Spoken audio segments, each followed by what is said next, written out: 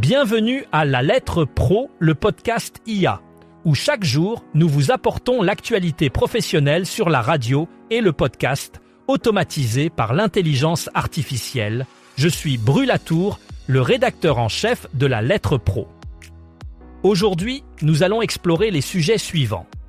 Une nouvelle mesure pour clarifier les audiences replay des podcasts, l'engagement de Hits Radio et Magic Radio pour la prévention du cancer du sein, la modernisation de la réglementation radio-canadienne par le CRTC, le possible retour de la SRG à la FM en Suisse, un nouvel outil de mesure d'audience pour les radios indépendantes au Royaume-Uni, la nouvelle série audio de RTL autour de Taylor Swift, l'impact des budgets déplacés vers le podcast sur la couverture, la croissance numérique au Portugal chez les 55-64 ans, et enfin, une exposition immersive en 20 épisodes par la Corlab.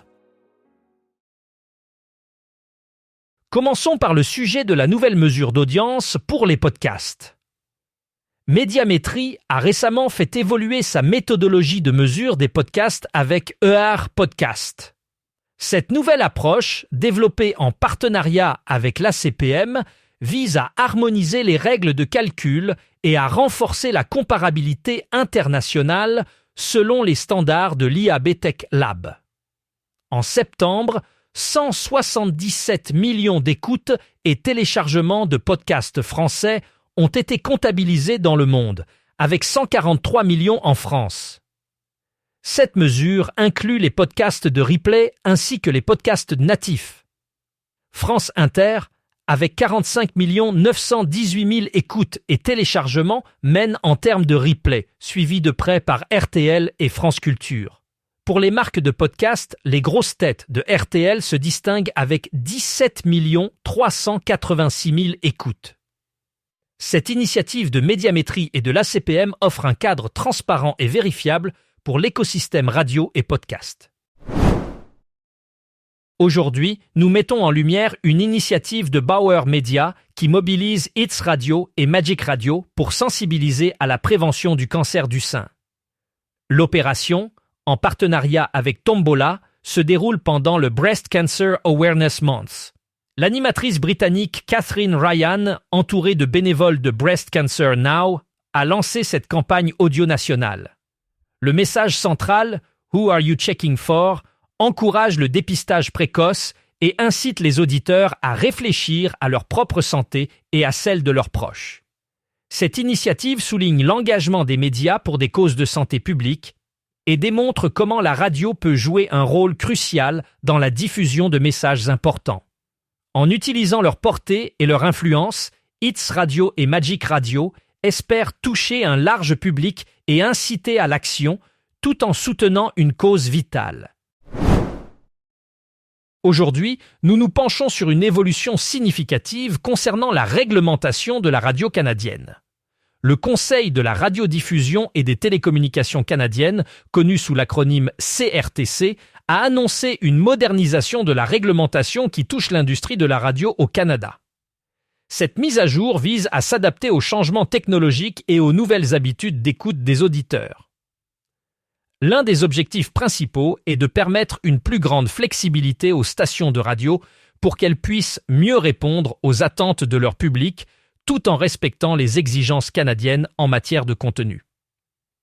Le CRTC souhaite également encourager l'innovation en matière de programmation et de diffusion pour maintenir la compétitivité des stations canadiennes face aux plateformes numériques mondiales. Cette réforme est accueillie positivement par les acteurs du secteur qui voient là une opportunité de dynamiser leur offre et d'attirer un public plus diversifié. En Suisse, la Société suisse de radiodiffusion et télévision, connue sous l'acronyme SRG, envisage sérieusement un retour à la fréquence modulation, malgré la transition vers le numérique. Cette décision intervient alors que le pays a déjà amorcé sa transition vers la radio numérique terrestre, connue sous l'acronyme DAB+. Cependant, la SRG n'exclut pas un retour à la FM pour certaines de ses stations, en particulier dans les régions où la couverture numérique pourrait être insuffisante. Cette éventualité est envisagée pour garantir que tous les auditeurs en particulier ceux dans les zones rurales, puissent accéder à leurs programmes préférés sans interruption. La SRG souligne l'importance de maintenir une accessibilité à la radio pour tous, et cette initiative pourrait représenter une solution temporaire pendant que la couverture numérique continue de s'étendre. Ce retour potentiel à la FM est actuellement à l'étude et aucune décision finale n'a encore été prise. Le Royaume-Uni vient d'introduire un nouvel outil destiné à mesurer l'audience des radios indépendantes. Ce développement représente une avancée majeure pour ces stations qui, jusqu'à présent, ne disposaient pas des mêmes ressources que les grandes chaînes pour évaluer leur portée. L'outil, développé en collaboration avec plusieurs organismes de mesure de l'audience, utilise des technologies de pointe pour fournir des données précises et en temps réel. Grâce à cette innovation, les radios indépendantes peuvent désormais mieux comprendre leur audience, ajuster leur programmation et optimiser leur stratégie de contenu. Cette initiative permet également de renforcer leur position face à la concurrence des grandes stations et des plateformes numériques. Les premiers résultats sont attendus avec impatience par l'industrie, car ils pourraient transformer la manière dont les radios indépendantes opèrent et se positionnent sur le marché britannique. Aujourd'hui, nous explorons une nouvelle série audio fascinante lancée par RTL intitulée « Qui est vraiment Taylor Swift ?». Disponible depuis le 25 septembre sur le site rtl.fr et l'application RTL, cette série plonge dans l'ascension fulgurante et l'influence de la chanteuse américaine Taylor Swift. Écrite et racontée par Nathan Laporte, la série est divisée en 5 épisodes et s'appuie sur des interviews de journalistes, auteurs et universitaires pour comprendre ce phénomène culturel mondial.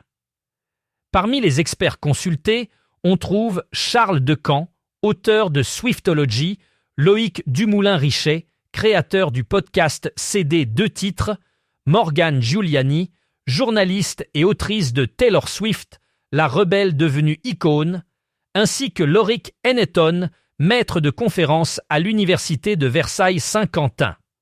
Ensemble, ils décryptent les dimensions musicales, sociologiques et médiatiques de cet artiste emblématique, devenu un symbole de puissance féminine et un moteur économique majeur de l'industrie pop américaine.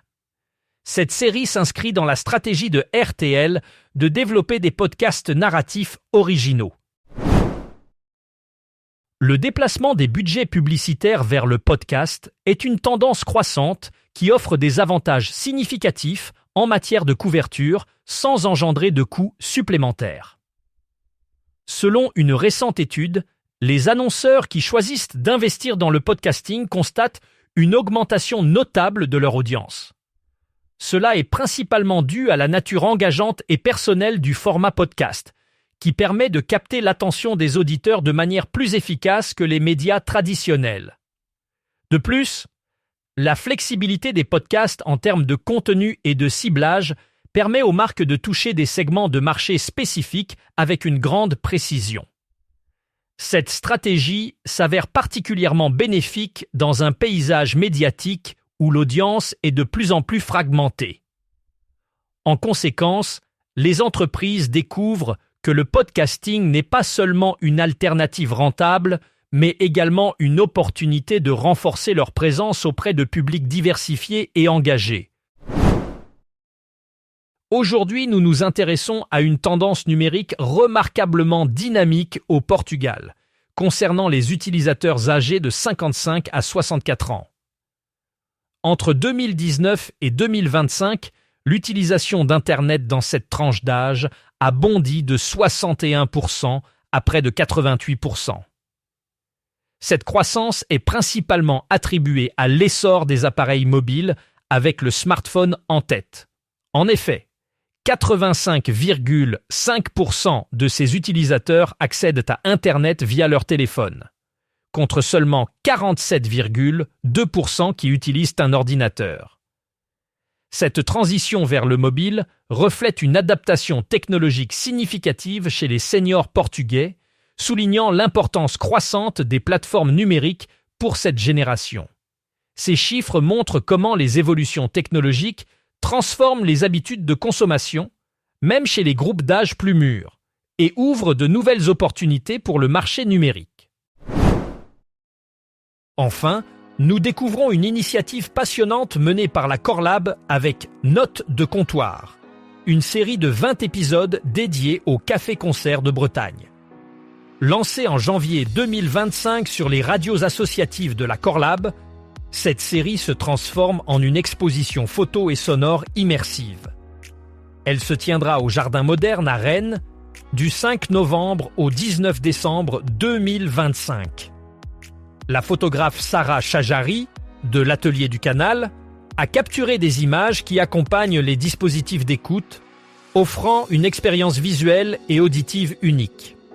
L'exposition, conçue en collaboration avec Radio BOA et soutenue par plusieurs partenaires, souligne l'importance des lieux de musique actuels dans la vie culturelle locale. Elle démontre également comment un contenu radiophonique peut s'étendre au-delà des ondes pour devenir une expérience culturelle partagée. Pour en savoir plus, rendez-vous sur notre site lalettre.pro et abonnez-vous à notre newsletter quotidienne. Merci de votre écoute et à demain pour un nouvel épisode.